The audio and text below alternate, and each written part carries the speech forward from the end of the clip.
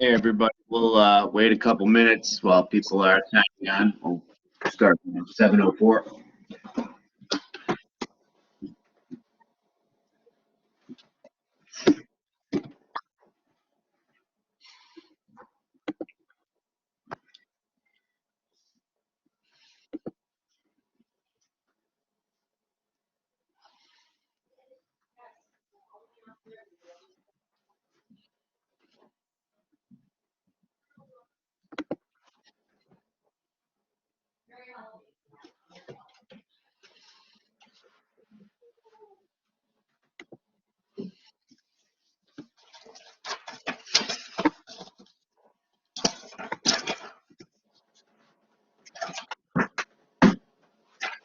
We'll be starting in a couple minutes, just waiting for everybody to log on.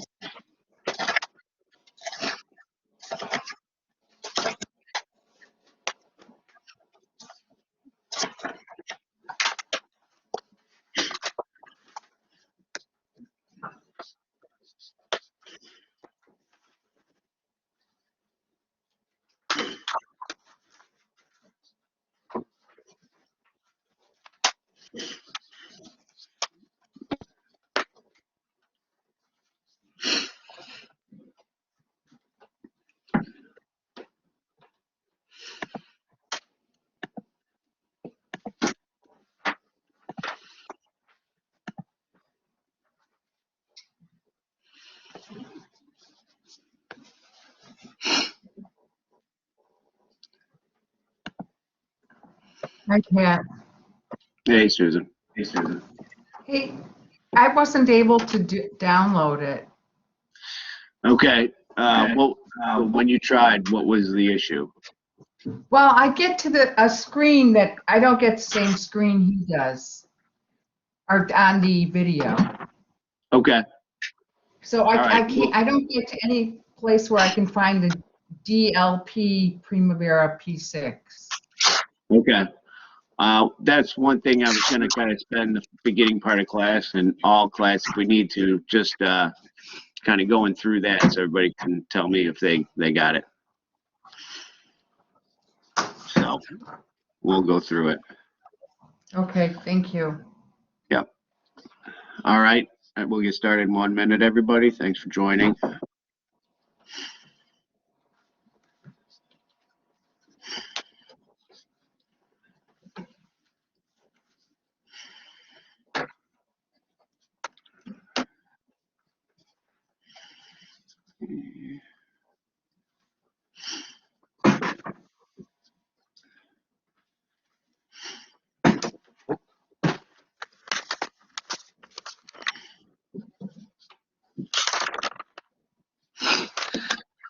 All right. Good afternoon or good evening, everybody. We're going to start class. If you wouldn't mind, either speak up or tell me or throw in the chat whether or not you were able to. If you haven't had a chance yet, I understand, but if you attempted to download Primavera, if you were able to do it or if you're not able to do it, I know we have at least one student that had some trouble. Is there anybody else who has tried and had success or got stuck? I'm doing it right now. Okay. Yeah, and I know I just sent it out yesterday, so I completely understand if you haven't had a chance. First part of the class, I'm going to kind of go through the steps because sometimes it's not exact. It's not the exact same on everybody's computer. Starting out, does everybody here have access to a PC or laptop, some form of computer that's not an Apple product? Mac is a. I don't think you can download it on Mac the way we were doing it. So, does everybody have a computer? Let me know if you do not have a PC or Mac, or sorry, PC or laptop that you can download on.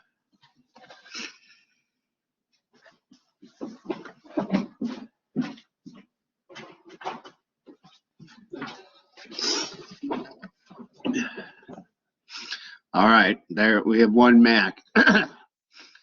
So I have one Mac. Is there any others? I have a MacBook too. Sorry, who said that? I didn't have my. It was Andrew. Oh, gotcha, Andrew. So we got Guillermo, Andrew,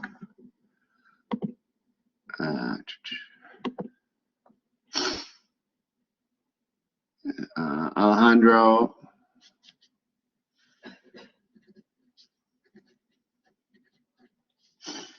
Okay, so we have 3 Macs. So from there, there's a couple options.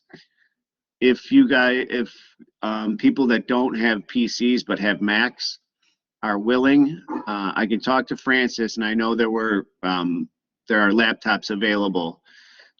You just have to stop by Triton at some point and pick it up. Possibly if you're not available to get there, I might be able to help out and drop it off for you or something. If that's acceptable to you guys. You know, in construction, education uses Macs more than anyone, so I can understand why people would have Macs. Business wise, it's pretty small percentage of people that would work on Macs outside of, kind of illustration and those kind of projects. Architects, I'm not familiar. I've never seen too many users in the industry using Macs. So, would you guys, if you don't have a PC and you have a Mac, would you be willing to use a Triton computer? If we were able to get them from Francis. And the other, yeah. I understood that there are computers that you can get from the resource center at Triton, that those are probably enough for this program. And then the other ones that Francis has are the Z books, which she loaned to me and others for the Revit class and for the programs, the software that he has is more demanding. Right. Yeah, Okay. I think you're right, Susan. And she told me she had like 30 of something. And I know there is a difference between you need kind of a more horsepower with the Revit program than you do for anything else. Primavera isn't a very demanding software. It doesn't have renderings or anything like that in it. So I will talk to her, and if we can get them from the resource center or if she prefers from the ones she has, I'll find out tonight. I just wanted to see. I do want to my going forward, the point of the class is scheduling. You guys aren't taking a class to learn one specific software, but I think getting a chance to do 2 or 3 of them would be beneficial. I can look up Primavera and see if there is any other option for Mac, but as I researched a few days ago and last week, I didn't think it was available for Mac. I will double check that just to make sure, but I believe even in the video he says you can't use Mac.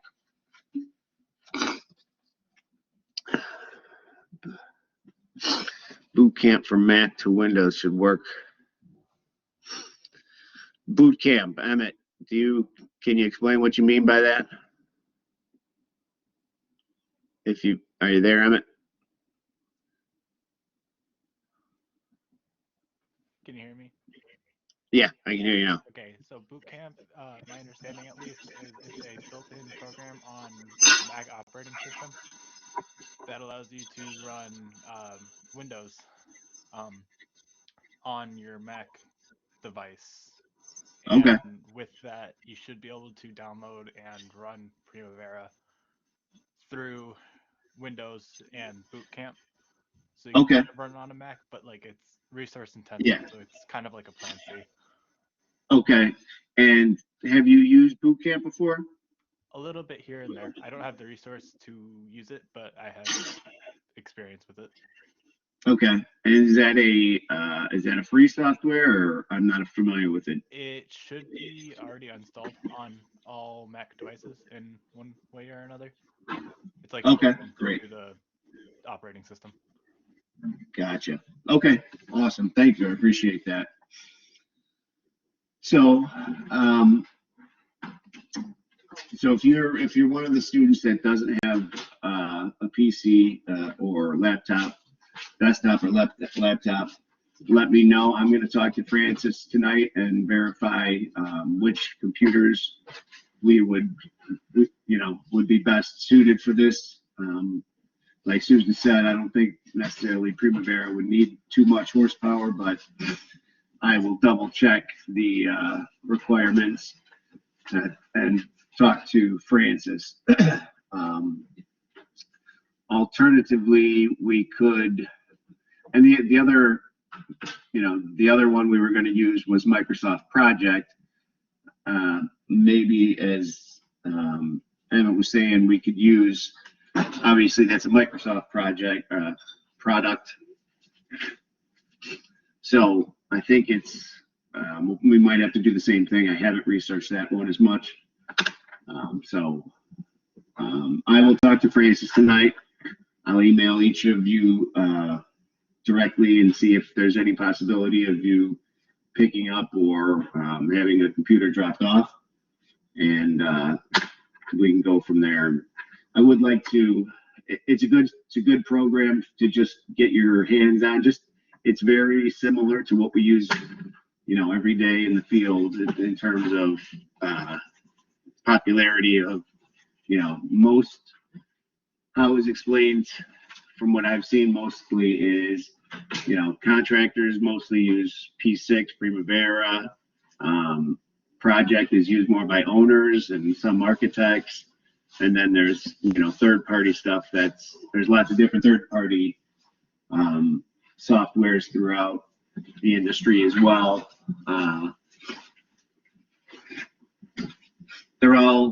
They all have their pluses and minuses. They all have different costs. Some of them are more specific, or they might be part of a larger project workflow management, whatever we call it, software that contractors or owners will use, not only for scheduling, but for, submittals and drawing releases, all that kind of stuff. So there are a lot of different ones out there, but I do think that just getting your hands on Primavera, it's only a 30-day, the download we're doing today and for the next month or so for the first project number 1 will be that we'll get it done within the 30 days. So that should be, fine for us. And then if we can't use that, then I'll have to look at other options, but I would like to kind of get going on one. So I'll talk to everybody. I'll talk to Francis and figure out the computer situation, and we'll go from there. So Susan was talking about the download for, she tried the download for Primavera P6, and I think she got kind of stuck at a point where the screens weren't the same exactly as what the gentleman in the video at least was on his screen. I think his was at least a year old, I think, his video. So I can believe maybe some of them changed. So I will kind of run through the P6 Primavera loading of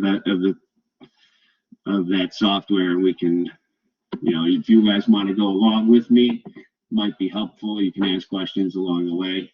I would like to get this kind of sorted out sooner rather than later, just because, we don't, it's a timed project, and that we only have the 30 days, and I'd like to try to make sure by the end of this week, everybody has a path forward on the project. So I'm going to share my screen for the download. I did the download myself. I think it went okay. There may have been some slight change, like Susan was saying, but let's give it a shot and see where we can get to. So I sent everybody the website. I'm gonna find it now. It was I think it was Plan Room, something like that. Plan Academy. So, if everybody can get to the Plan Academy page, it's a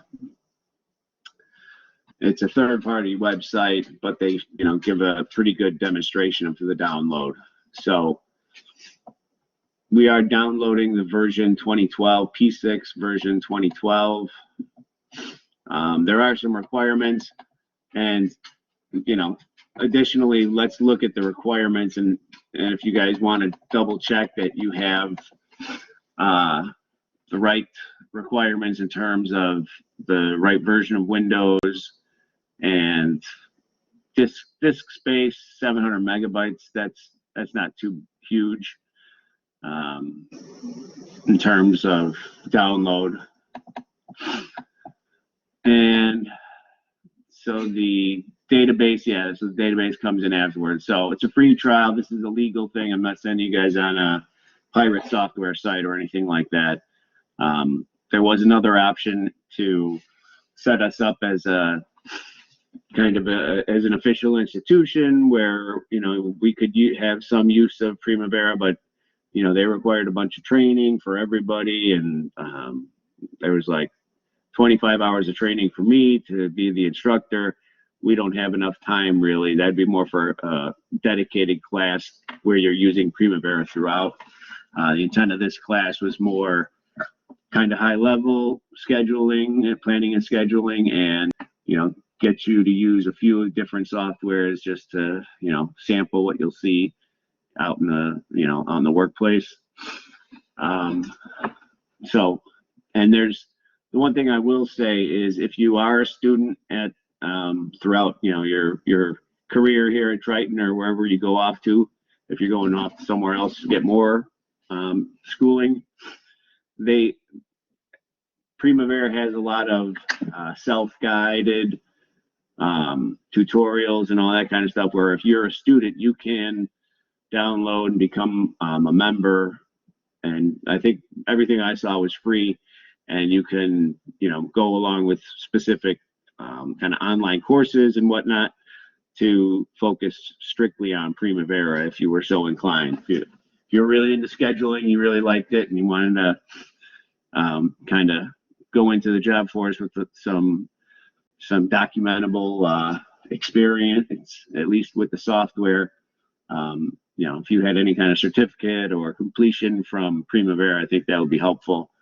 If you were going for a scheduling job, at a GC or architecture firm, wherever you're going, I think it would be helpful, and it's available to you, the long and the short of it. So, so let's just kind of go through the software. If anybody has any questions or anything, please just break in. I can stop the video and we can kind of talk about how it's going and if there's questions.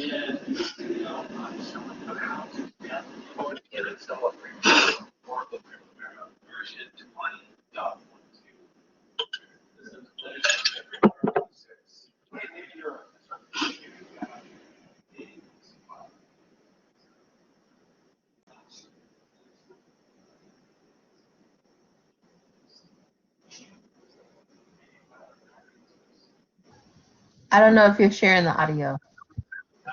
Oh, you're not hearing the audio? Maybe it's just low. well. I'm sorry, what did you say? I heard, yeah. Let me try. More loud. For you. All right, let's go. Huh. Now, you probably don't have an account, so you want to do That works. Okay, thanks. all your details. Make sure you check your email after you're creating it from the section.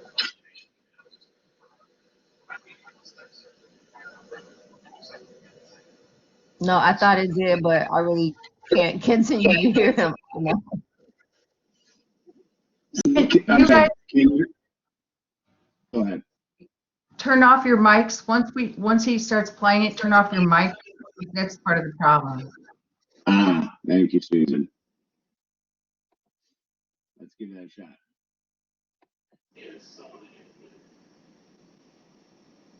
All right, so this is the e-delivery software cloud for Oracle. What we're going to do is search for You'll see quite a few entries, but what you're looking for is P6. All right. Hey, Pat, Yeah, I think we're just getting too much feedback already from you, and I don't, you I'm can't gonna really turn fix it off. Yeah, I'll get that.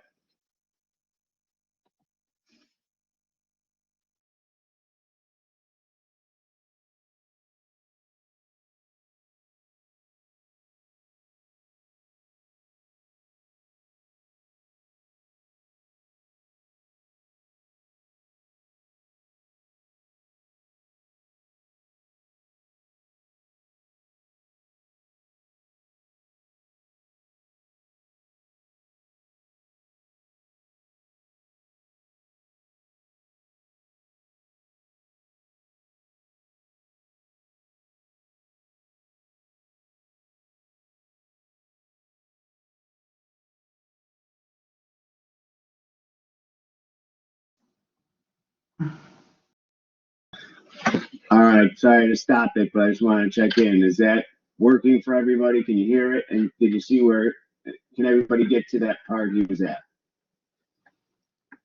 I couldn't hear anything, but You couldn't hear anything? no, not in the last go round.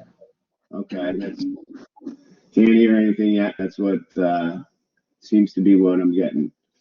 Share camera, online breakout groups. Give me 1 second to mess around with the settings, see if something is notification, so camera, use phone audio. Share audio, share video. Audio, video settings. Display closed captions.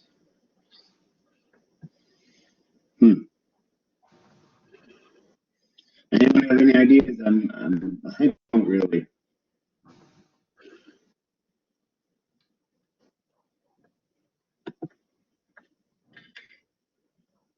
So was it better with my mic on or off?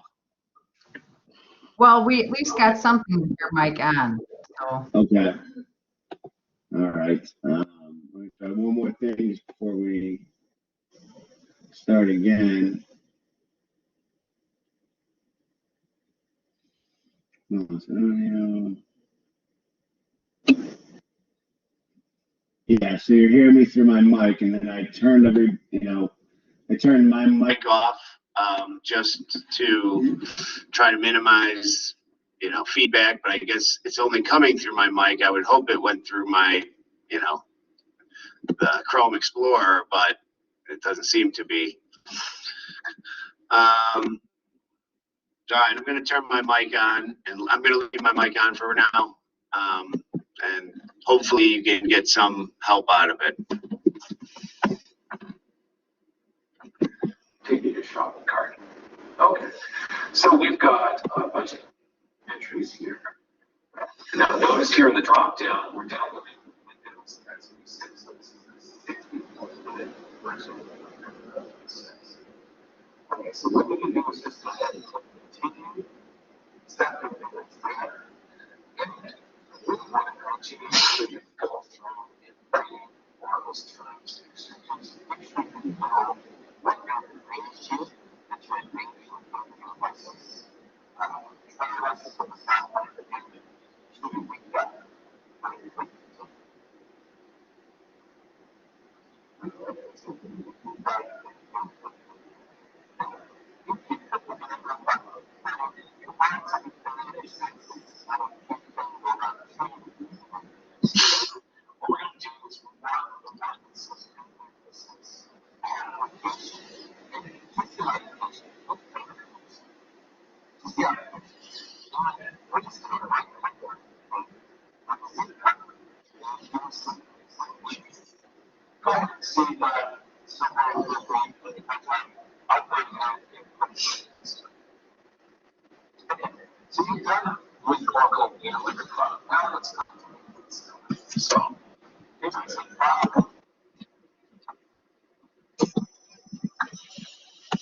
So one thing I will say is, when I was going through it, I didn't do that, Susan, where he does the right click, and I did go kind of farther through, and it was a couple extra steps.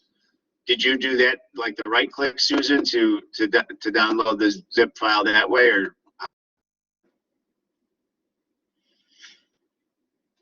I've just gotten to the page where I've got the download queue. Yeah. So, and I haven't followed him beyond that. So Okay. I don't know which one to select.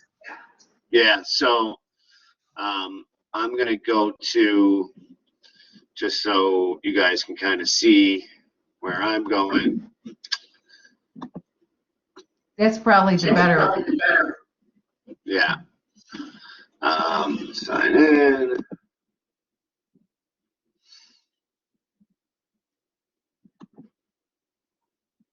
So I use my Triton account. My Triton account for that.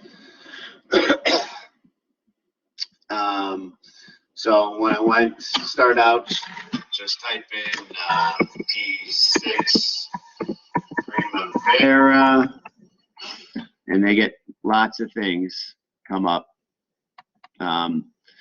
And so what I went to was the project management. Let me just double check that I'm not incorrectly. Yeah. So P6 professional project management. And it takes a minute. Actually, there's another way to get to it too. Another way that I got to it as well was when you go popular downloads. This is one of the more popular downloads. P6 project management 2012. Professional project management. Oh, that's the DLP. DLP. Yeah. Yeah. So if you hit popular downloads, you can go to DLP, or you can go search it over here, and you can pick it off that list. And you pick the DLP, not the REL. That's the first couple letters up here.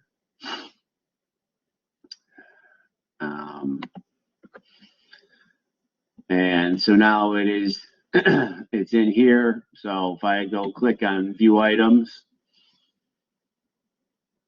and so now it's just showing me the DLP. I hit continue,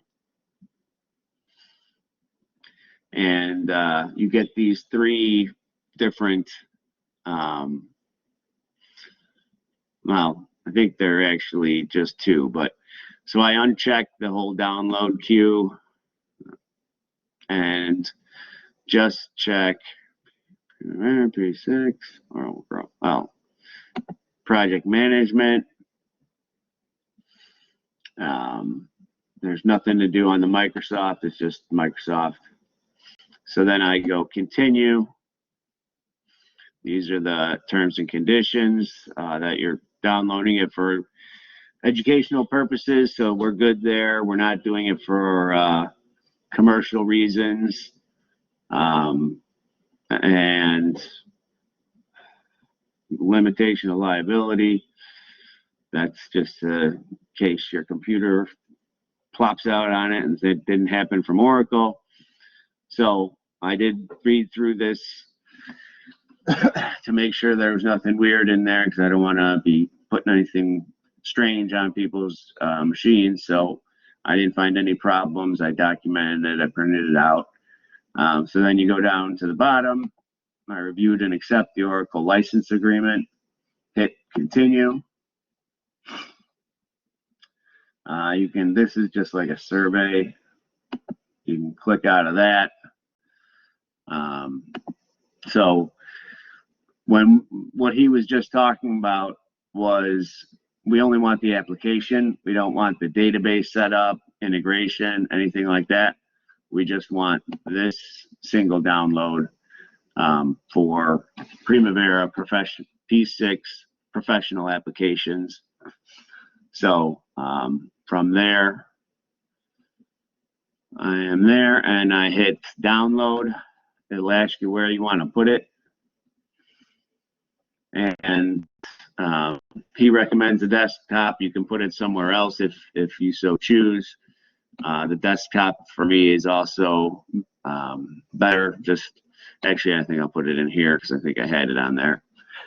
So this is just telling you where you want to put the zip file that you're going to download. Pick a spot on your machine that's easy to get to, whether it's a desktop or, you know, a directory that's the top directory, something like that. Hit save.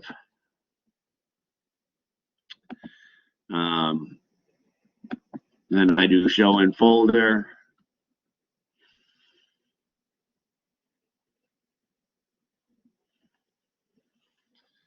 And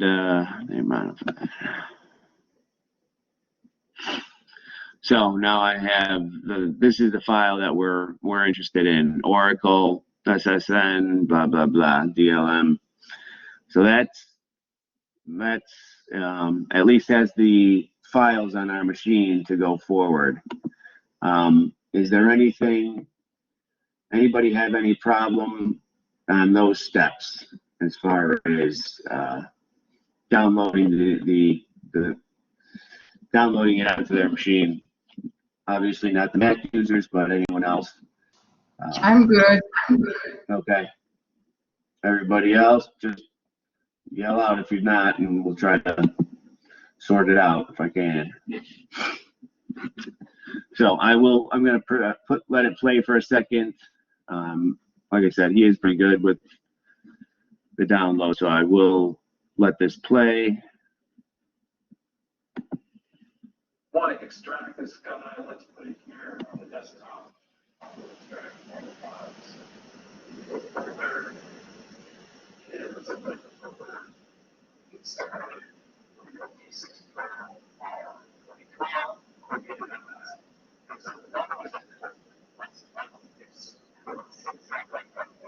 I don't like those zip folders.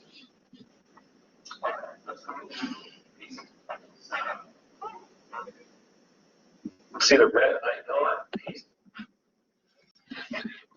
And if I'm going slow, I apologize. Just want to make everybody aware of, you know, where he is and where I am, and trying to follow it. So I got that full file on my machine.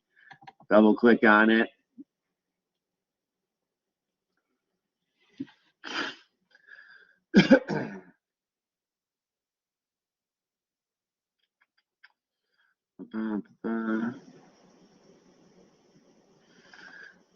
Download location, I'm going to put it in the same folder just so I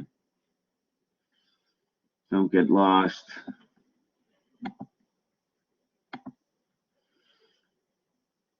So I'm just going to put it into the class folder on my machine.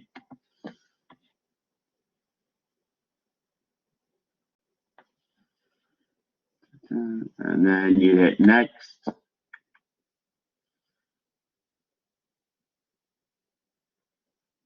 So yeah, I think that is a difference from how he did it, Susan, or anybody else.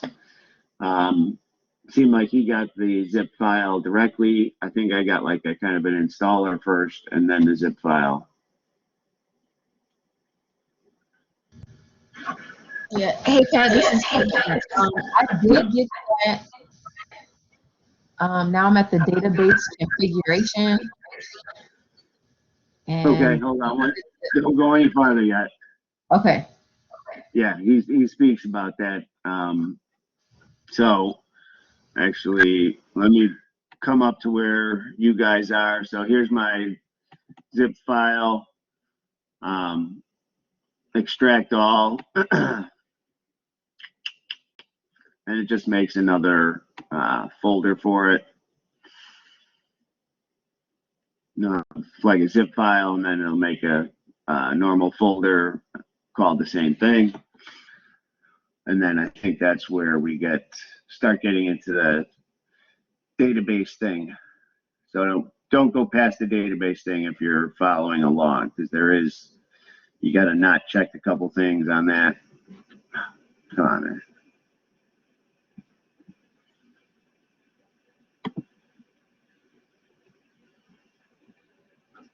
All right, there we go. So now I got a folder called the same thing as the zip file was called. P6 Pro, go into that. And like you said, another thing, extract again.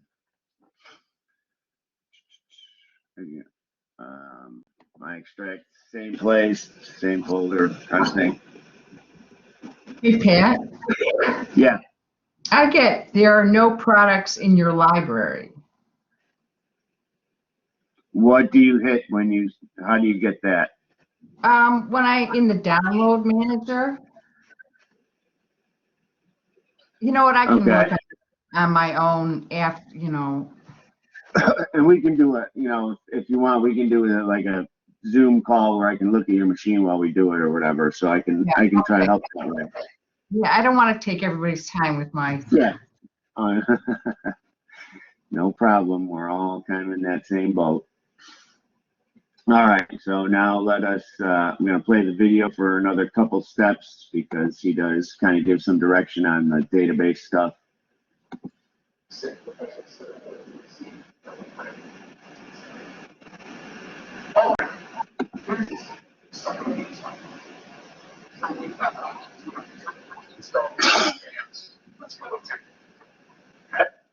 If you happen to have previous versions already, you don't have to understand.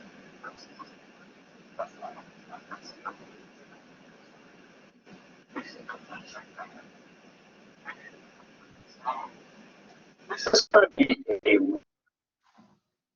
full install and installing a local database. Okay, so let's go ahead and install. What P6 calls their standalone version. I'll load the pretty bars.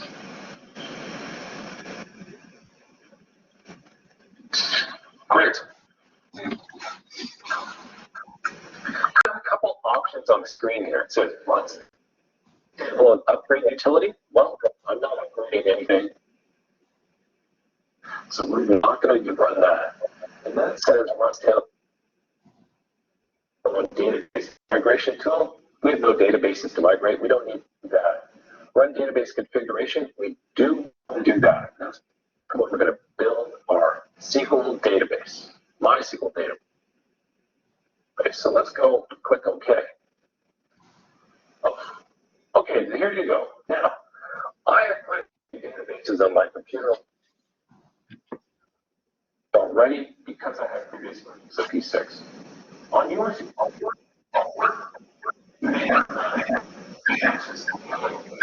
what we want to do is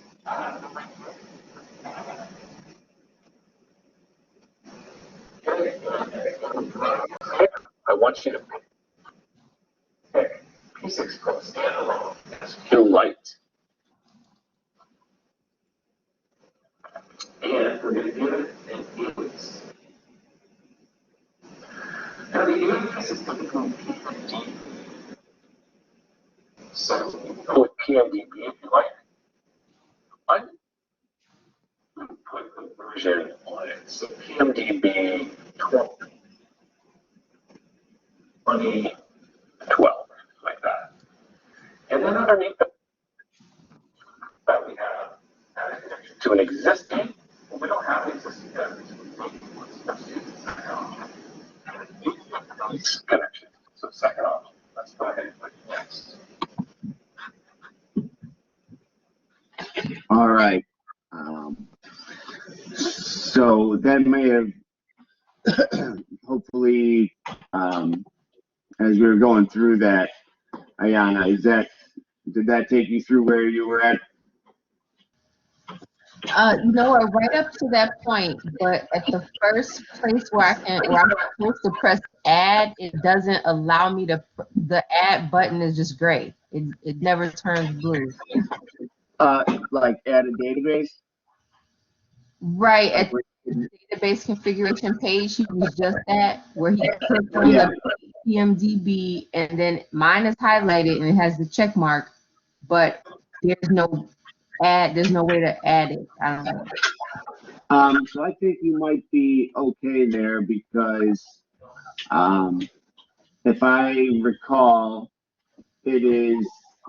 it's your first database. Like this guy's been working on this for years. He has lots of different databases he's got to worry about. So let me get to where you are and see if I can rename. I don't think I renamed anything there. I think it was just called PMDB or something.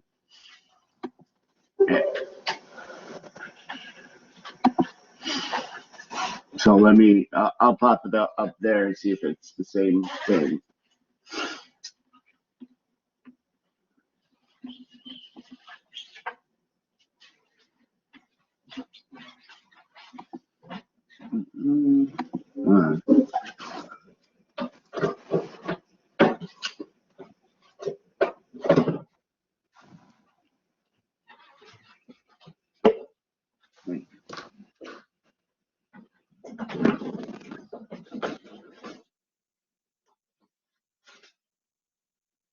There's one of those stuff anyways.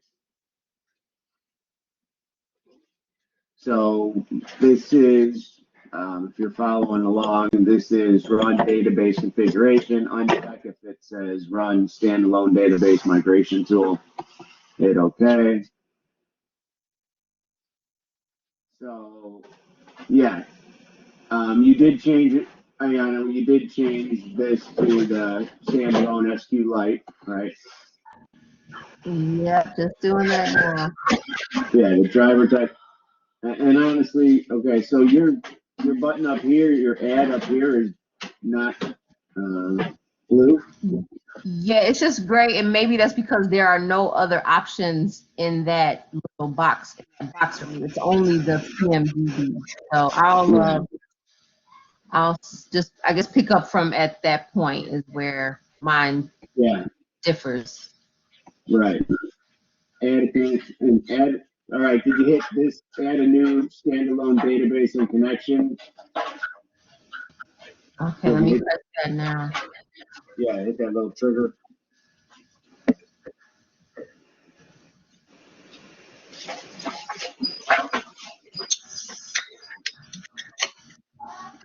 Okay, and then do you have to put in your password after that? I believe so. So you're past there, database. I'm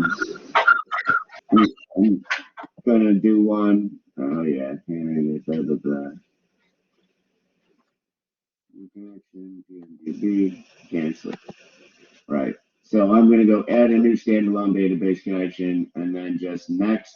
I never did that add thing before either, Ayana. So previously I did not go up and hit add. As long as you move it to add a new standalone database and connection, I think you're good. Then you hit next, and then the passwords he does. I think he does admin, but he says that's like his next couple of sentences. So we're gonna pop back to that. Okay. All right. Okay, here we go. Login name is I'd like to leave it as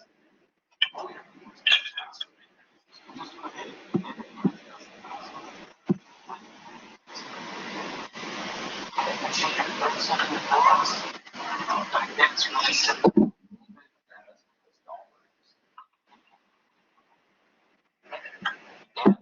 Next, you now get to decide where the database is going to sit. The database, I see the database is a different way.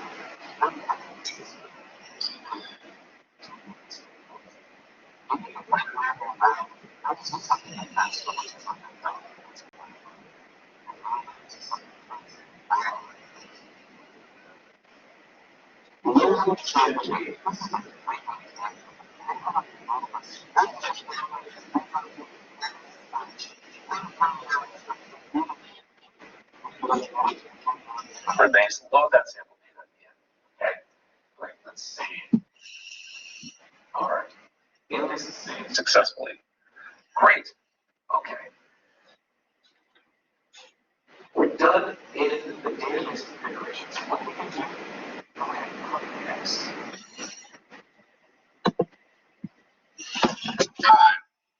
So let me get to where he was.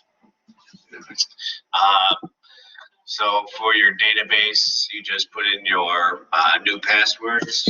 He just recommends admin, which probably not the best for network security, but this isn't too, we're only doing a local thing here. So admin and confirm admin, that should be all we change. I don't plan on changing the currency for any reason.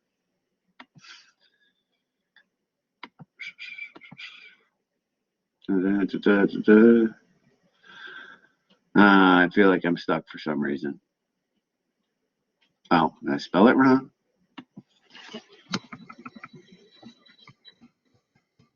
Yes, I did.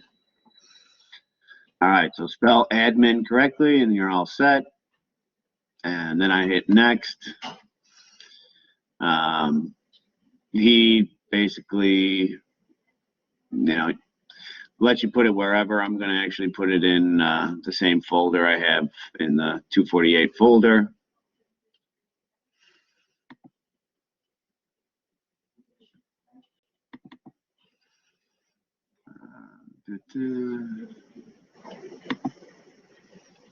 I got it.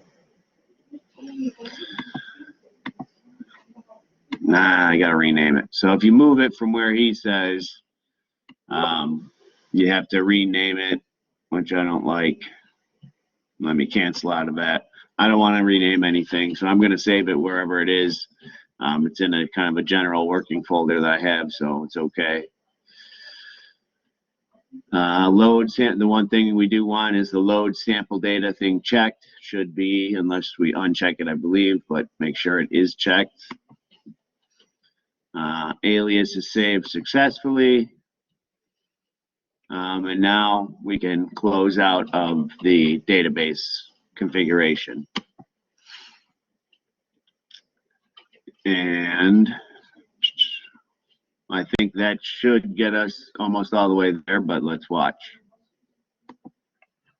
Okay. The installation is done. That's it. Now, let's to configure any tool before we get started.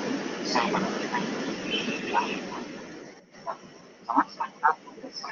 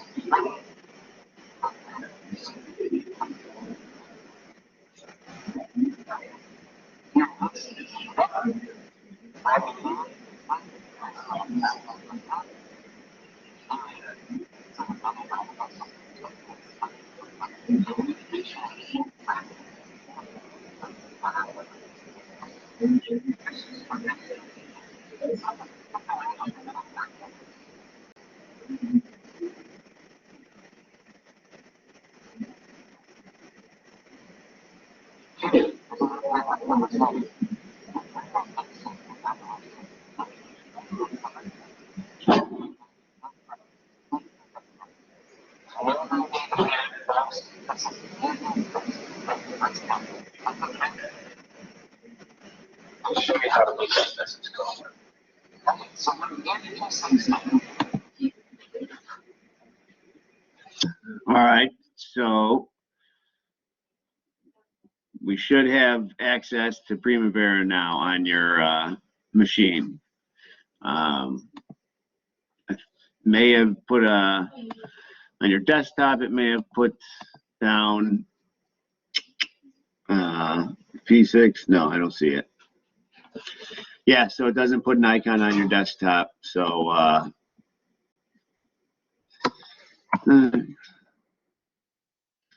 go to P6, professional. Yeah. Click on that, and it should open Primavera for you after that. My login name wasn't saved, but admin.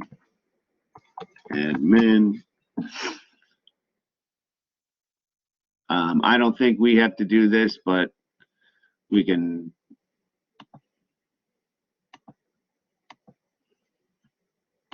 Yeah. Just connect. We don't have to change the database. I believe we only have one now anyway, so. This is that pop-up he was talking about. He gets to that in the next couple of sentences. It's not too big of a deal. So now we're working in Primavera. This is exactly, how the schedules look. This is kind of like a template schedule for Primavera. But over here we have kind of identification numbers. There's different CSI numbers for all the different types of work, IT. So we hopefully should be, but now we're going to show how to go in and put in the sector or category, something like, can't remember what it was called, but it does help. We'll finish this now and see how it went.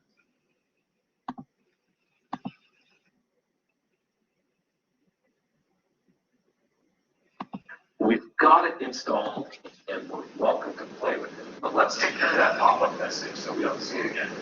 Let's go to the admin menu and go to the first entry and preferences. When we get to the start to go down into the industry tab, and P6 actually has named some of the different fields, slightly different from the industry. So it might say plant units, it might say plant units, and you know what? I would like to have construction because most of our videos are done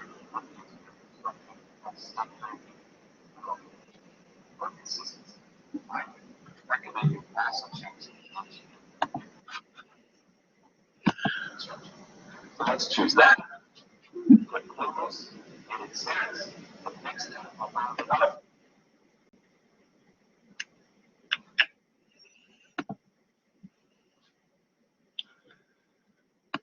All right.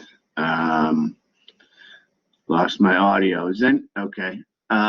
So now where he just went just quickly, it's not too big a deal. It just kind of puts in your preferences for the industry, and that does help because it'll be the right kind of right type of tasks and trades. It'll make it more appropriate. So you just put in of these three or of these four, engineering and construction. These other ones, it would just change kind of what your automatic pop-ups and automatic setup would be. When I worked at ComEd, obviously we had utilities, oil and gas.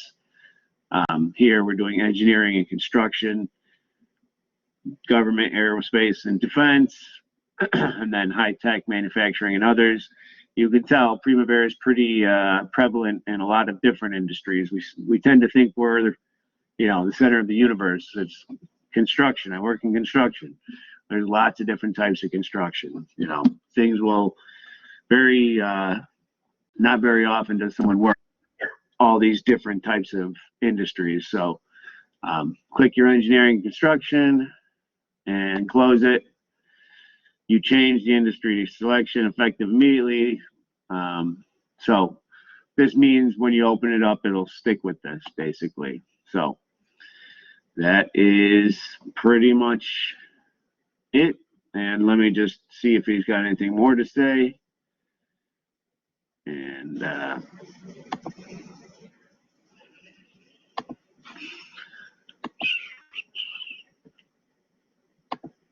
it will populate, it will apply that setting basically, okay?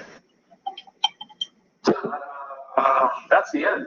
You've now installed P6 professional.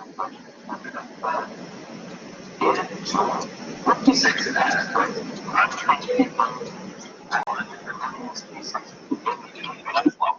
you can check out some of that performance.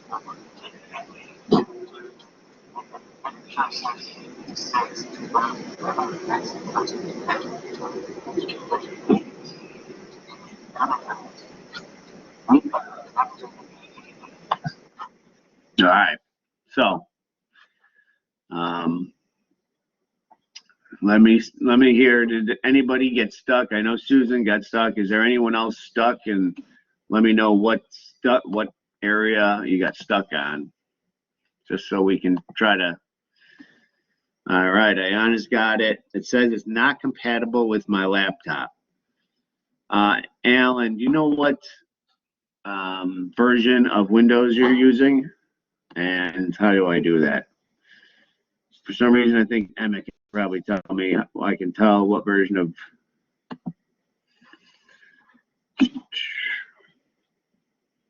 Okay, let me double. Help out 1 second. Okay.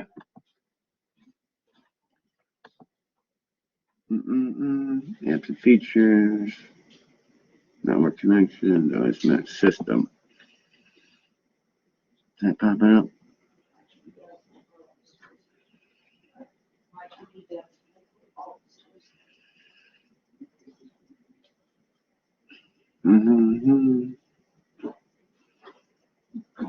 Windows. Okay. So depending on what you're looking at, Alan, if you hit, mine is if I hit the start menu over on the left-hand corner and then I go up to system, but I know Windows changes a lot from, release to release. So basically you would get to your control panel, something like that. And you can get to it that way as well. I have the control panel open. So if I was, on mine, it just says system. I know I know it was different in other stuff. So, but, so Alan, what I'm going to do is add you to a list of possible people for getting a laptop from Francis.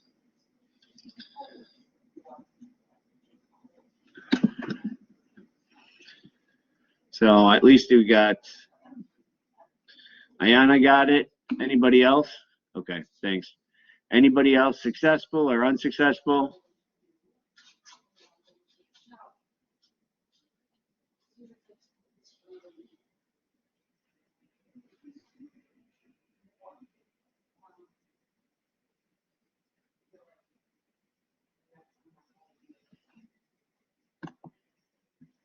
Can you guys hear me? Okay. Emmett, look, okay, thanks, Emmett. That's gotta be a short shower. That was just about a big shower. And I turned the water on for myself. Okay, that's number one.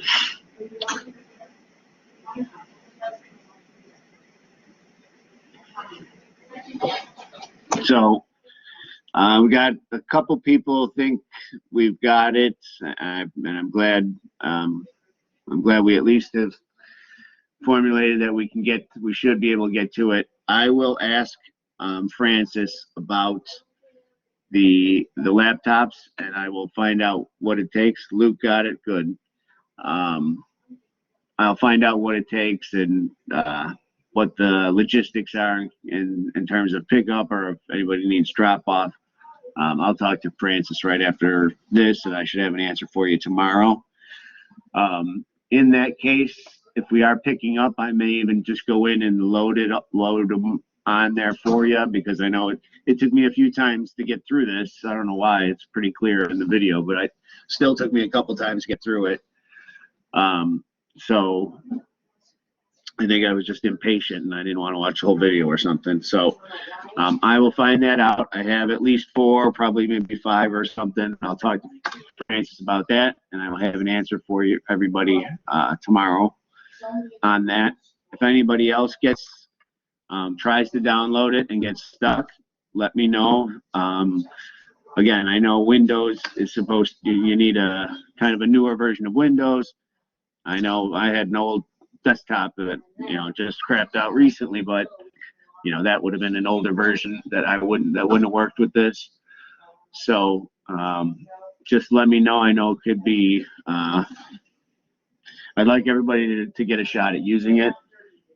If anybody that's got it, you can start messing around. I'm going to send out the instruction for project 1 today, and that'll kind of give you some outline on how to, mess around with it. And it's, it's fairly intuitive software, not totally, you're going to see lots of stuff like EPS,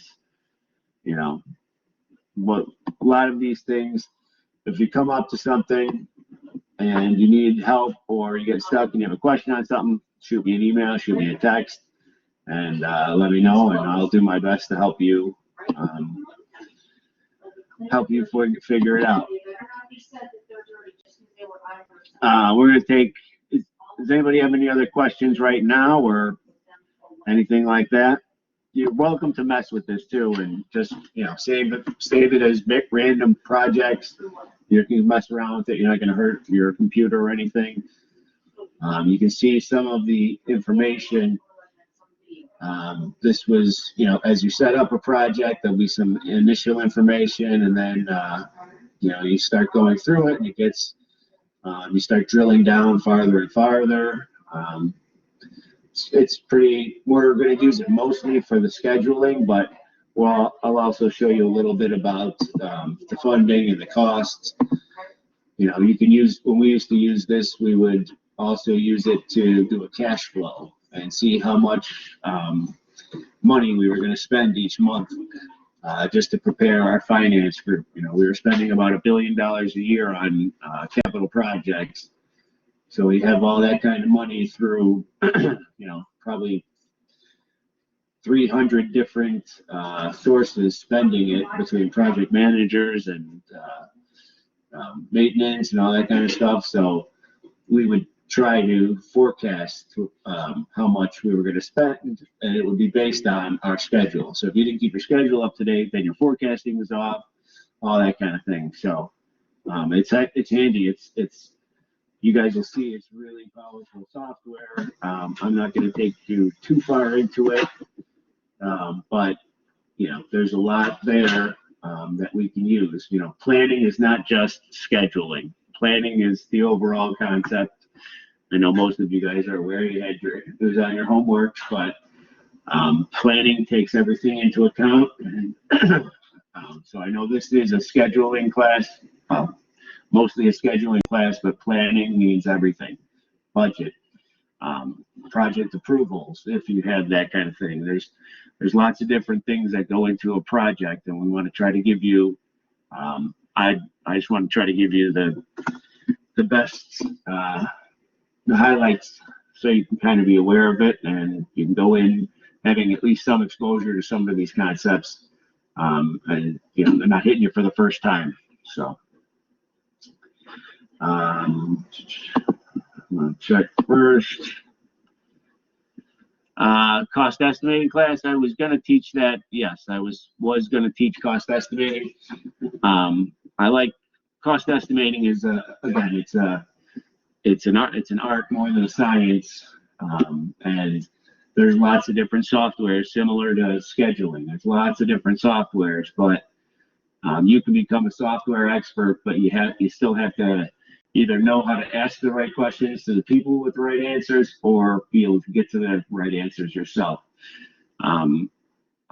Estimating is a scary thing for everybody.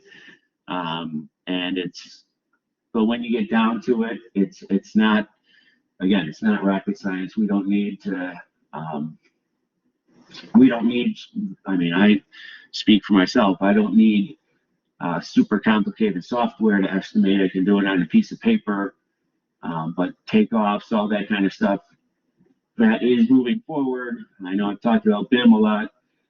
As the designs get better and the coordination gets better, you'll be able to really get a great material takeoff. That's when you count how much of all the materials you're estimating. You can get a really good takeoff from a good model. But if you don't have a good model, then it's useless. And you're back to looking at paper plans and counting linear feet and number of fittings and all that kind of stuff. So but estimating, usually the estimators are just about the smartest guys on the project because they have to really be able to dig down when you might tell someone, yeah, we're hanging drywall. They have 20 different tasks associated with hanging drywall, and it's a pretty fascinating. There's some good softwares out there too. There's some great software. So estimating is part of this too.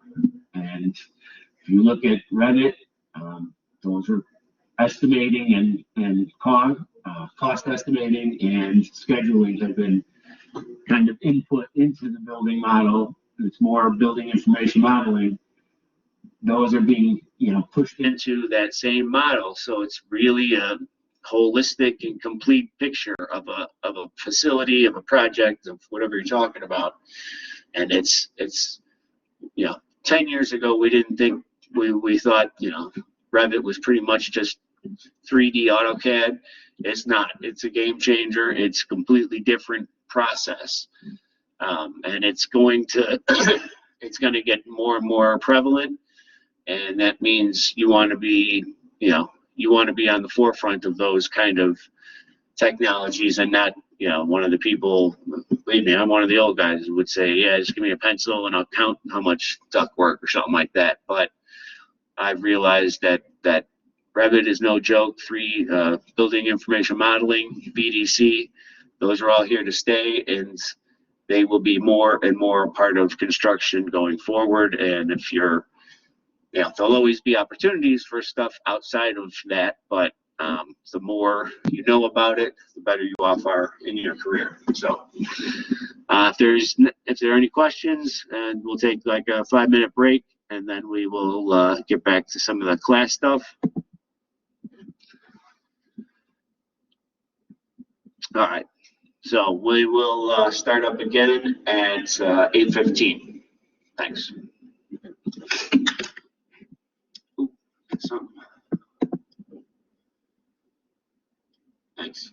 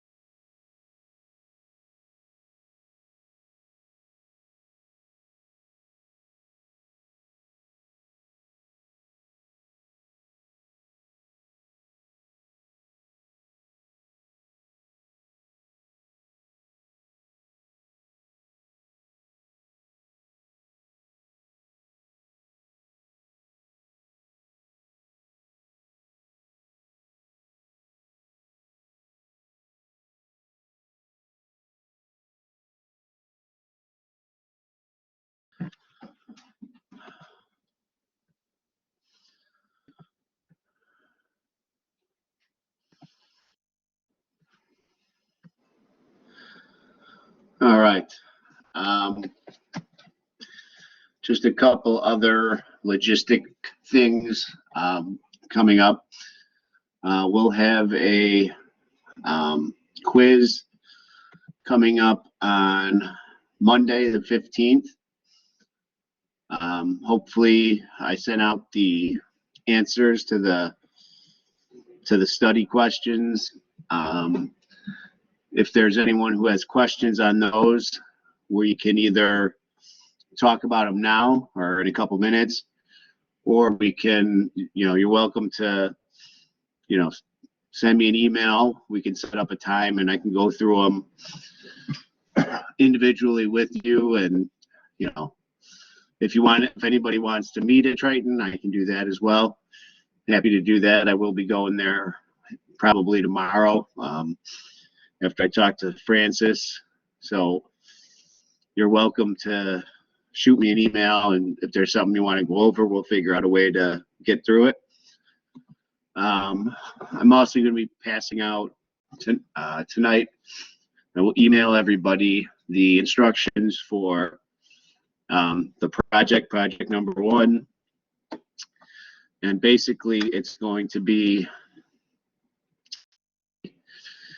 fairly simple exercise. It shouldn't take you more than, hopefully no more than 2 hours total to do the work. It's not a really in-depth project or anything.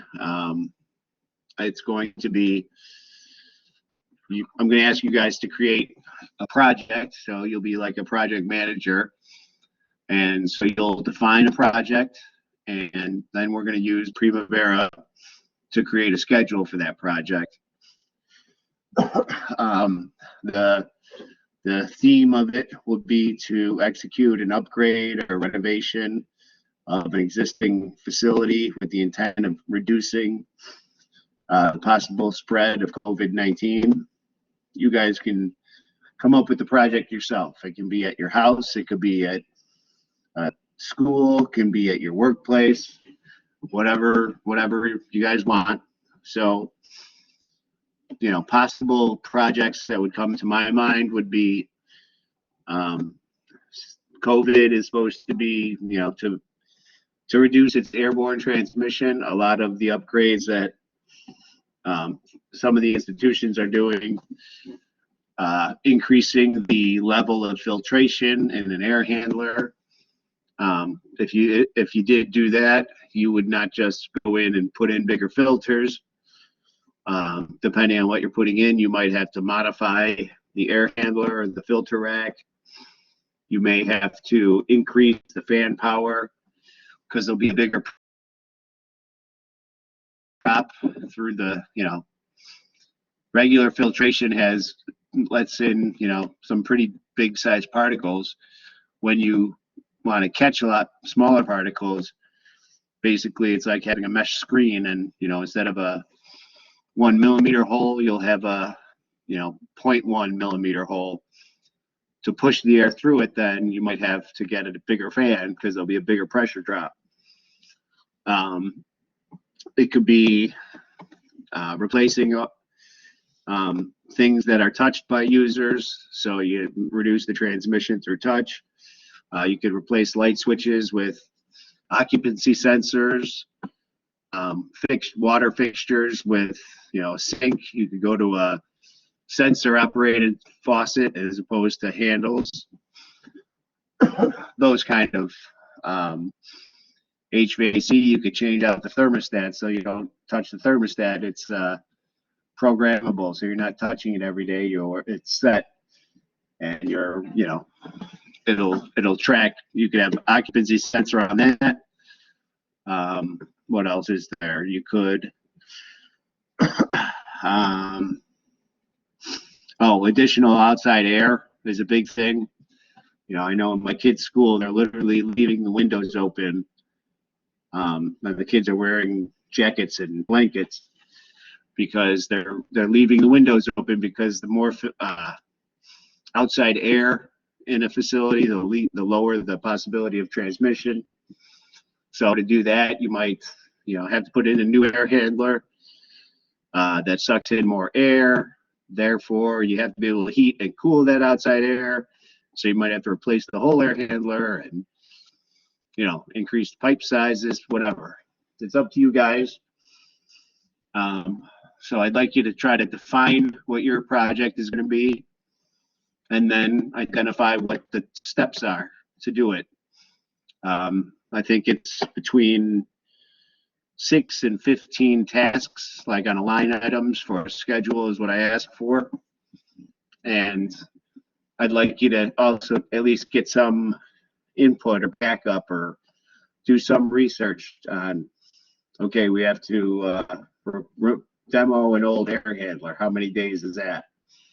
We have to order a new air handler. How long does those usually take? And, you know, I'm not asking you to do a ton of research, but either ask someone. Yeah, you can ask me. You can ask someone you know. You can ask, you know, you can call up a distributor or something like that. Just have some backup for, all right, I think it's going to take me, you know, 16 man hours to replace light switches. Just some form of thought behind it. And we're going to be inputting that into Primavera and identifying what the critical path would be. So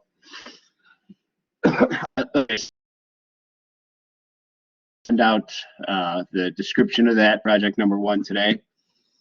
And, you know, I know some of you, that's why I want to try to get the Primavera P6 computers in your hands this week if I can, because we only have 30 days, so we can't, you know, spread it out too much. And, you know, again, it's not going to be real difficult. It's just getting your feet wet, showing, you know, thought process, what goes into a project, and you know, like I said, 6 to 15 lines, some amount of thought, some think about different trades, not just if you got to change the occupancy sensors. You know, I just don't want one electrician and he's doing it in 10 hours. Maybe do, you know, light switches and faucets or something like that, just to get a few different parts of the scope in there, and it's not just a single trade scope. So other than that, also homeworks, I put the older homeworks up there. I'll put today's on there. I'm not a huge stickler on getting in on time. I'd rather you know, and if you make a mistake on a homework, and like say you missed the problem on one of the homeworks and you want to turn it in later, do it. I mean, I'd rather people learn it and have a chance. If you got it wrong on a homework, you want to redo it, I'll take that too. I'd rather people learn what we're talking about rather than, you know, you guys are all adults and ladies are all adults. You don't need,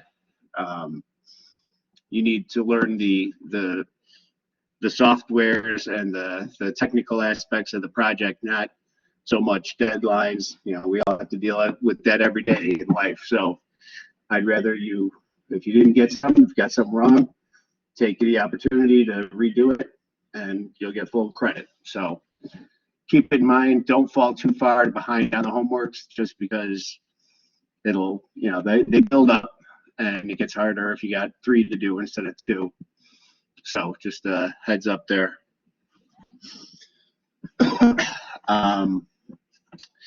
Other than that, I was gonna kind of pop through the study guide and see if there was anything in particular that people had questions on. Just starting from there, does anyone have any questions about what I talked about on the project or on any study guide things that you know right off the top of your head you had a question on? And when did you say the due date for the project is? So it'll be 30 days from, so I think I put, it is, I have it here. Due date.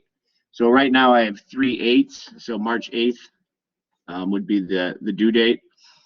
And that kind of is limited by the Primavera license kind of. I want to try to make sure we kept it under 30 days. So you should hopefully have enough time. If you don't, talk to me. We can work something out. Okay, and is the exam going to be the first 4 chapters and not the 5th one? Correct. The study guide and the quiz are from the first 4 chapters, 1 through 4. It'll be,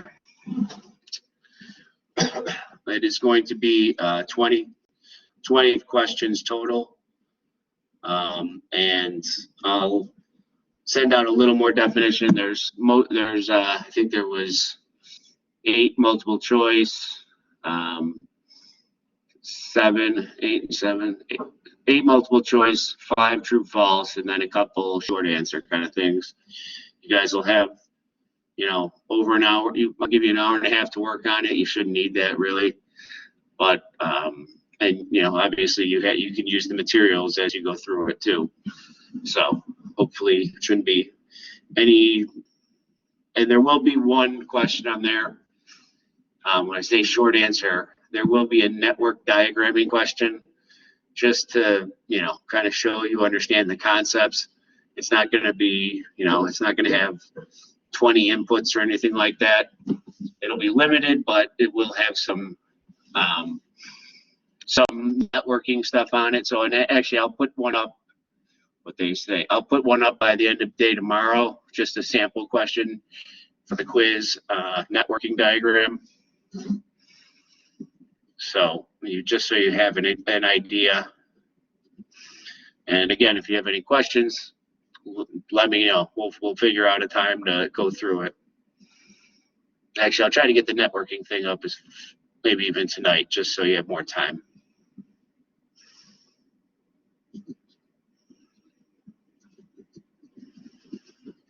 All right.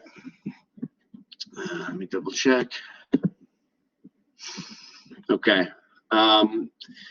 So right now I'm going to open up the study guide just to zip through it and see if there's any kind of questions generally.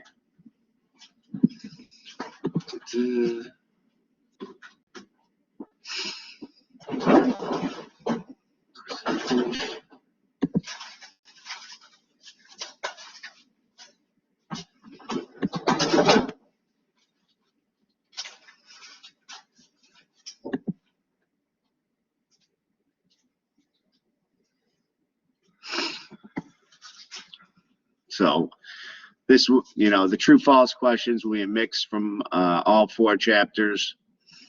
The multiple choice, these are just to kind of make sure you understand kind of the big picture on some of the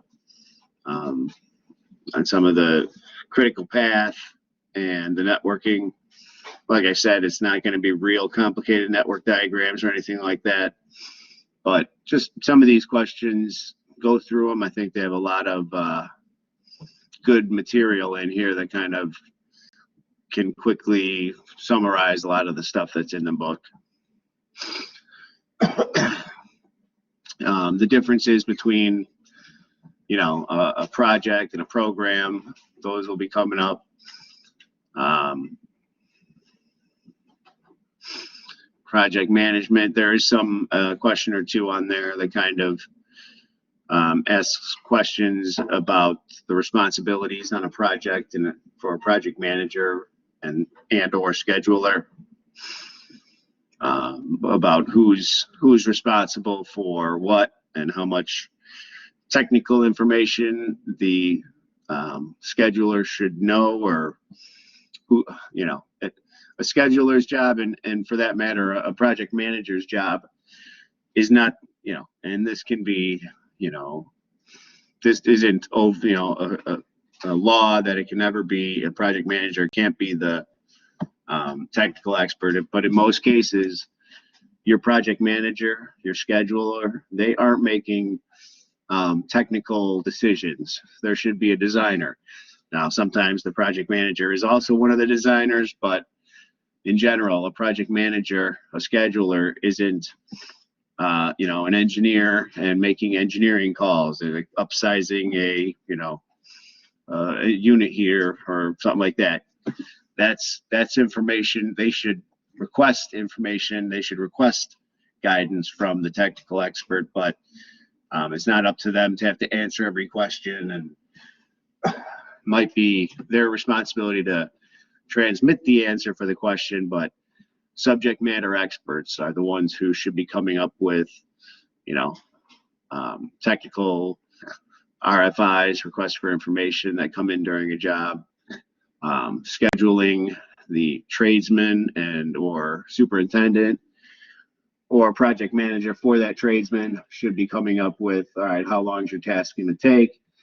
You know, can we break it up? Is there any opportunity for expediting? Those kind of things. And so it's, you know, a lot of the critical path stuff will be about determining, you know, how to measure the critical path and what can affect the critical path in terms of the importance of it. And there is an extra credit question on the quiz as well regarding, you know, opportunities to expedite a project. If you had a schedule laid out and you're looking at the schedule, where would opportunities be for expediting it, for shortening the duration of the project?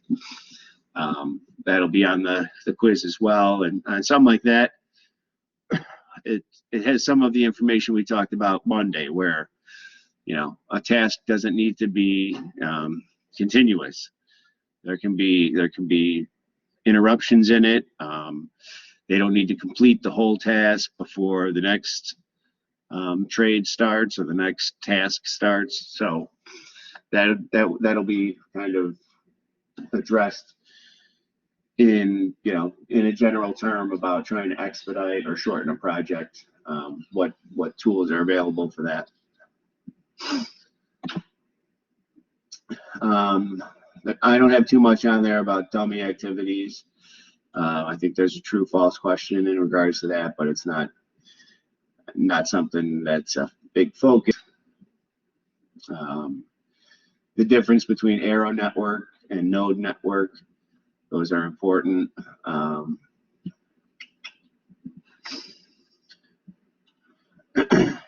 Activity and event.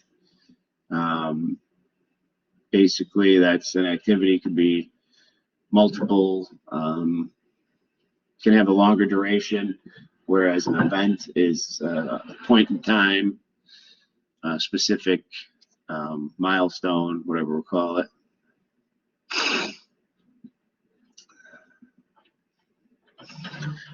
There's a couple questions that refer to the work breakdown structure. And the critical path, I talked about a little bit. That's definitely one of the more important topics in the first 4 chapters.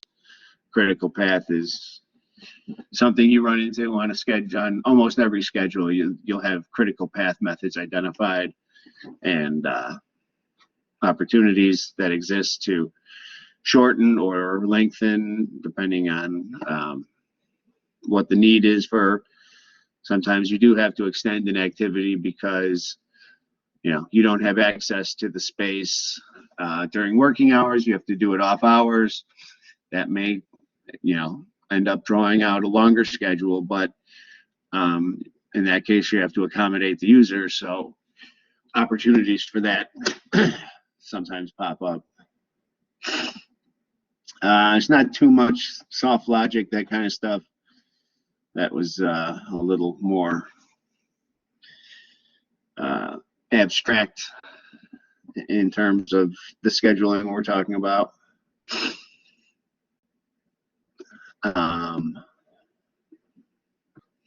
Lags and lead, those are kind of, we did a bit more with lag and lead in chapter 5, but they are addressed earlier. Just kind of knowing what each means and examples of each. and we won't go too far into the precedence networks that was chapter 5. So that'll be on future work.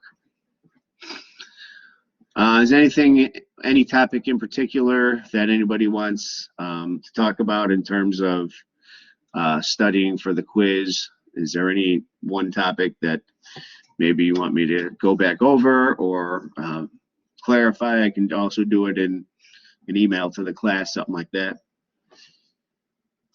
Pat? Yeah.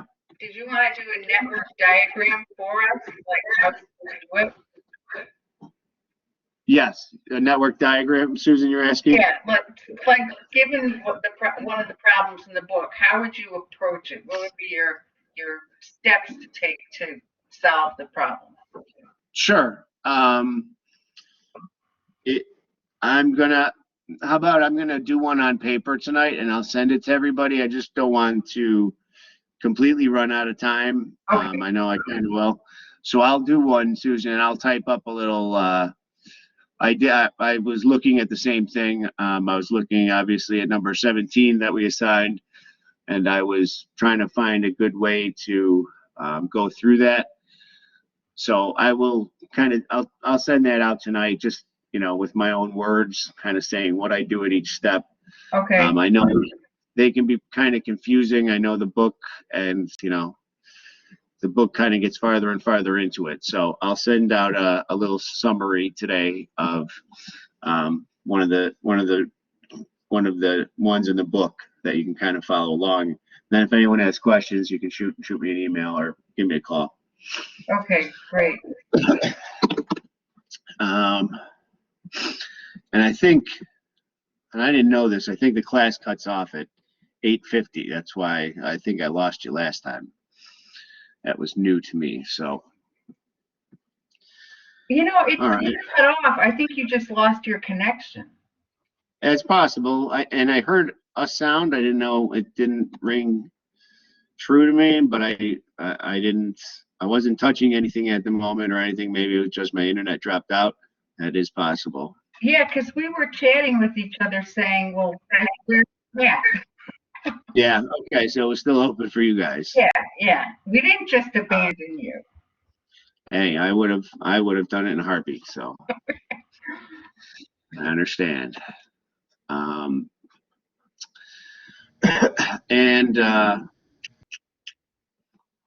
also, in terms of grading, on the quiz, you won't have I do have to grade it, so I know some of the quizzes we do that you find out what you got immediately, but I will try to have them done within 24 hours. If anybody runs into anything comes up where they can't make the time of the quiz, please let me know either earlier or sometime before we start the quiz that you're caught up in something and you can't get to it, or let me know beforehand and I can save it and we can do it later at at another time or the next day, just so I can get them all done and graded and back to everybody within a day or two. So, all right. Finally, there were a couple points I had that I wanted to go over on to finish off chapter 5. I know we were talking about that last class, and I did want to just get through kind of the back end of the slides. There are a couple topics that were kind of useful, and just want to make sure I didn't miss anything in terms of going through it. 1 second.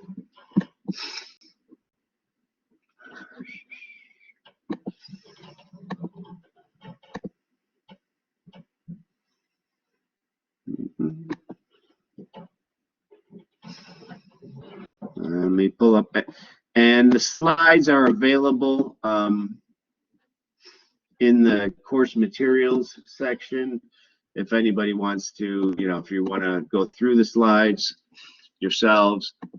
I don't know if anybody here isn't able to open them. I don't know if project gets through with everybody, or not project, but PowerPoint. If we need them in PDF format, let me know, and I can convert them. Actually, in the future, I'll just put them in PDF form, just so we have them PDFs. I know sometimes it's harder to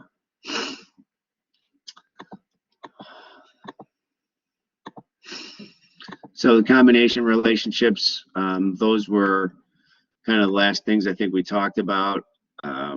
There are limitations on what you can show in terms of on a bar graph, and how to show them in terms of a network diagram, forward pass. And that was one topic I probably didn't spend too much time on, was the early start, early finish dates, and the late start, late finish dates. As you know, a construction project isn't an exact science, and it's impossible to tell exactly for everybody how long a certain task is going to take. So oftentimes we're going to have an early start and an early end date. If it's not part of the critical path, you may be able to shift it, move it, even if it's part of the critical path, knowing the end information and how it affects the end date. That's one of the more important examples. And it also gives us opportunities to pull certain work forward. And I just wanted to point out, even if it's not part of the critical path, pulling work forward will, it's better to have less to do at the end than more. Two, you might run into, there's always unforeseen conditions on a project, especially when you're talking about renovation work. New work, at least, is supposed to be a little bit easier. When you're working on a renovation, you might have incomplete knowledge. They didn't have old drawings of the electrical system, or there was a renovation done in '83 that nobody kept documents for. There's always stuff you run into in the field where it'll extend something. So the early start, early finish dates can come in handy in terms of trying to identify problems early, and take some pressure off the end of the schedule, which everybody probably knows that it's the end time on anything that gets really stressful and crowded, and everybody's doing their best, especially if there's something like liquidated damages or something like that that's going to affect the profitability of a project. Looking for opportunities to shorten the schedule or do tasks on the front end rather than the back end can really end up paying dividends when it comes to how difficult it is. Total float versus free float, gotcha, and crunch time. I was kind of zeroing in on what we're talking about. The free float and total float are a couple separate ideas in terms of which we're talking about for a task or a project. I think we had some information on those.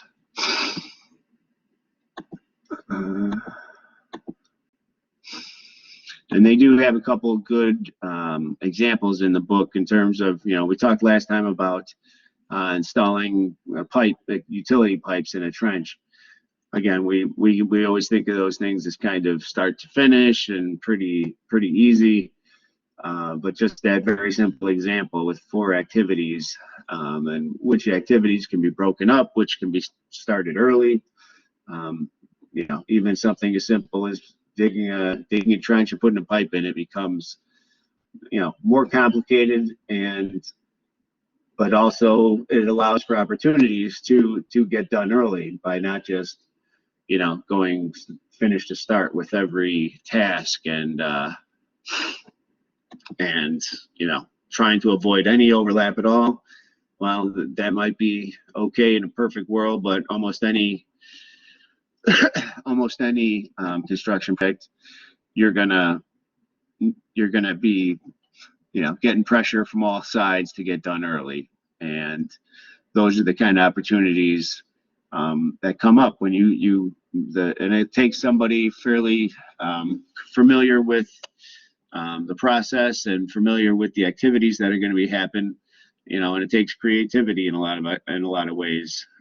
I've had a lot of projects where, you know, we'll be planning to do something one way, and the site superintendent, who's the head of the field guys out there every day, and he's done this, you know, for 30 years.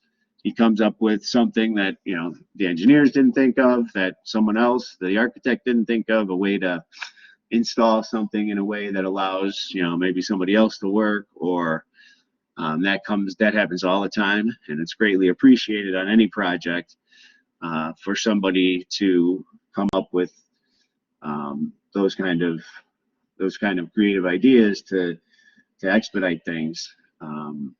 Obviously, you know, you do take on some risk in those situations, but in most cases, people are understanding, and, you know, they're not going to hold you, you know, to account for, you know, something that was well intentioned. And everybody has to understand the risks when you are, you know, if you have two trades working in the same room, and, you know, you have more opportunity for, you know, accidents, safety. So all those things have to be balanced out in terms of, you know, what net gain you're getting from it, and, you know, what are the risks and what are the opportunities to mitigate those risks. All those things play a part. But again, it's the creativity and thinking, you know, beyond what the carpentry superintendent might say to you. Well, we need 8 days in that room, and nobody else can be in there. You talk to that person a little longer, you might find, you know what, we're going to be finished most of our work for 2 days, then we have to wait for countertops, so, you know, somebody else can go in. So it's those kind of opportunities that really stand out when somebody finds out that, hey, how did we figure this out? How did we meet our schedule when we were behind? You know, there is definitely recognition of creative thinking, and, you know, bringing something extra to the project that way. So the floats, as we were talking about, Ayana mentioned, unrestricted float means, you know, that can change and not affect the critical path. Restricted float means, you know, it can't, there's no other opportunity there to, you know, interrupt or shorten or move the task. It's basically defined as a parameter. It is float.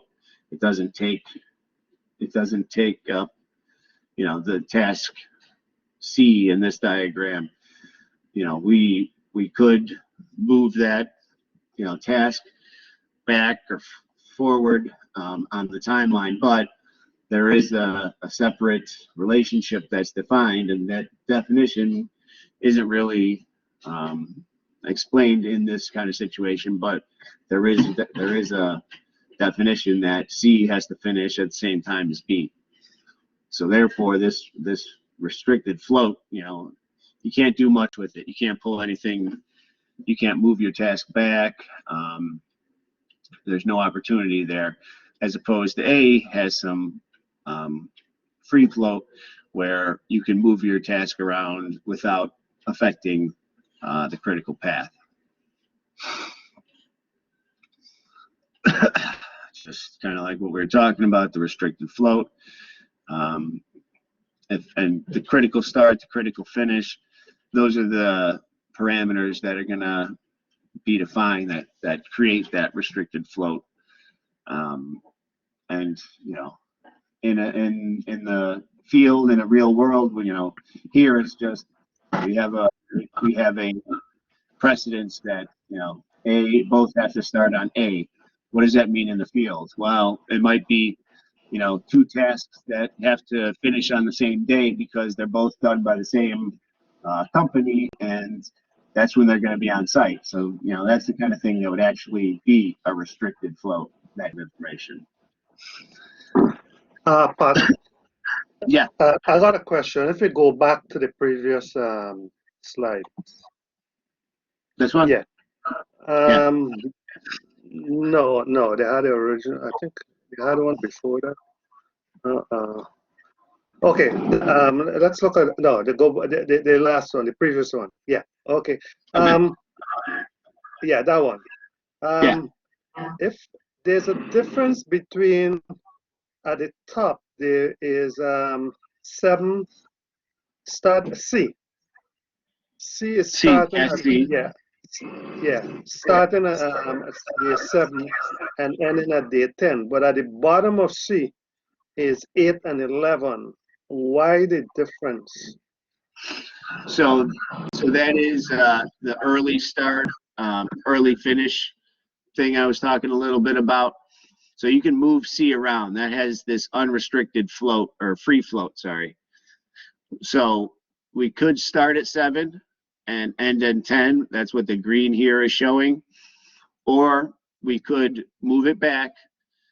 We could start at 8 and finish 11, and still we would not be affecting the critical path.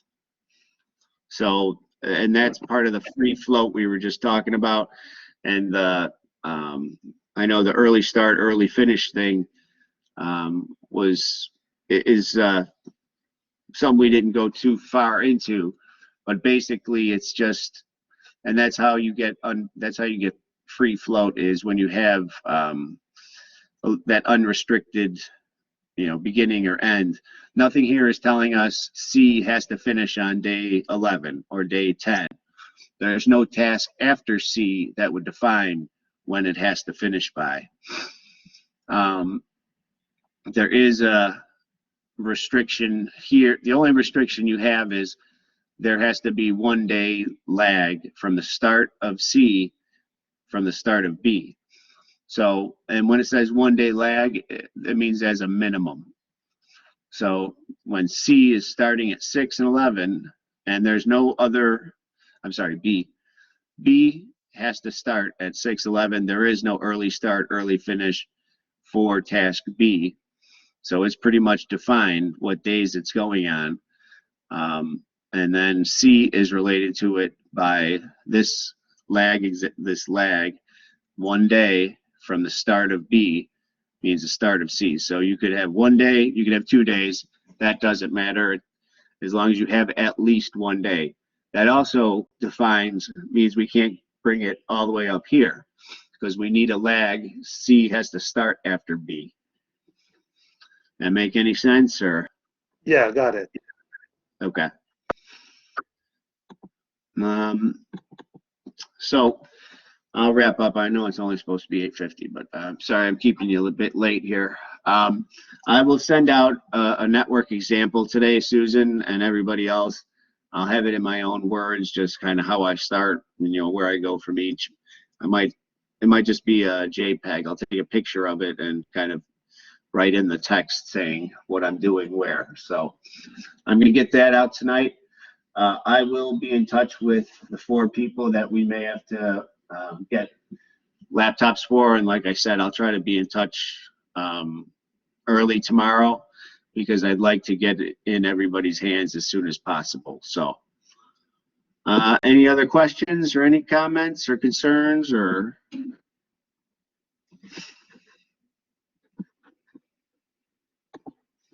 Let me check. I heard it bop. Gotcha. Okay. All right, everybody. Well, thank you very much for your attention tonight. I appreciate it, and I appreciate everybody kind of being involved and taking part in the conversations. If there's anything I can do for you, please let me know, and I will be in touch soon. Thanks a lot, everybody. Bye-bye.